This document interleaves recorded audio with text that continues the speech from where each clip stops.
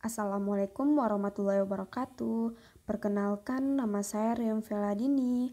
Apa kabar semuanya? Semoga sehat selalu dan happy terus ya. Hari ini kita belajar di kelas 6, tema 3, subtema 1, pembelajaran ke-1 mengenai tokoh penemu yang mengubah dunia. Ani dan kakaknya sedang menggambar di ruangan tengah rumah. Nama kakak Ani yaitu Lala. Tiba-tiba terdengar suara memanggil nama Ani dan kakaknya yang berasal dari dapur. Ani, Lala, Kak, itu suara ibu memanggil kita. Kira-kira ada apa ya, Kak? Kakak juga tidak tahu. Ayo kita jumpai ibu di dapur. Sesampainya di dapur, ibu memanggil Ani dan Lala. Iya nak, ibu bisa minta tolong. Bisa bu, apa tuh bu? Tolong ambilkan ibu panci di gudang bawah tanah. Besok kan udah mulai puasa, ibu ingin memasak rendang kesukaan anak ibu. Oh ya bu, lampu gudang bawah tanah kan mati bu. Belum diganti ayah, Lala takut ke sana bu. Tunggu sebentar ya kak. Kira-kira apa ya yang dibawa Ani? Ya, Ani membawa senter. Tara, kan ada senter kak, jadi kakak tidak takut lagi. Lampunya sudah diganti ayah. Nanti sesampainya di gudang pencet aja saklarnya agar lampunya bisa menyala. Setelah itu jangan lupa untuk mematikan lampunya kembali ya. Baik bu, Ani dan kakaknya berjalan menuju gudang. Sampainya di gudang, saklarnya di sana nih. Ayo kita ke sana kak agar lampunya bisa menyala. Ani penasaran, kenapa saklar ini bisa membuat lampu menyala ya kak? Karena adanya listrik nih. Listrik, apa itu listrik kak? Listrik itu energi yang membuat alat-alat sekitar kita berfungsi seperti TV, lemari pendingin, AC, dan lampu.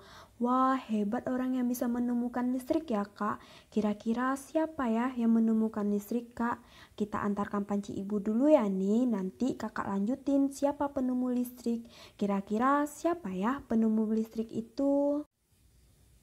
Menurut cerita yang pernah kakak baca, yang berjudul Listrik Mengubah Dunia, penemunya bernama Michael Faraday, lahir pada tahun 1791 di Newington, Inggris.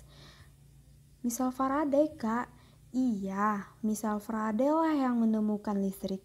Ia berasal dari keluarga miskin dan hanya sebentar merasakan pendidikan di sekolah.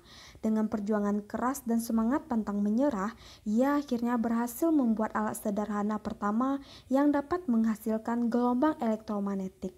Gelombang elektromagnetik apa hubungannya sama listrik, Kak?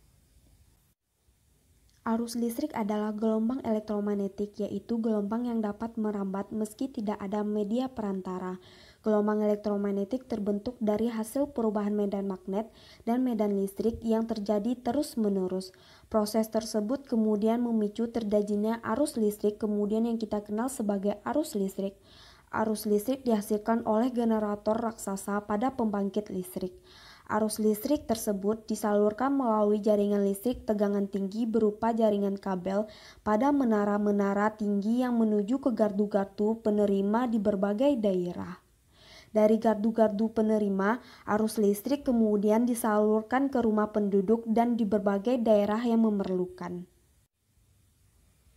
Arus listrik yang diterima di rumah kemudian disalurkan melalui rangkaian kabel listrik di dalam rumah.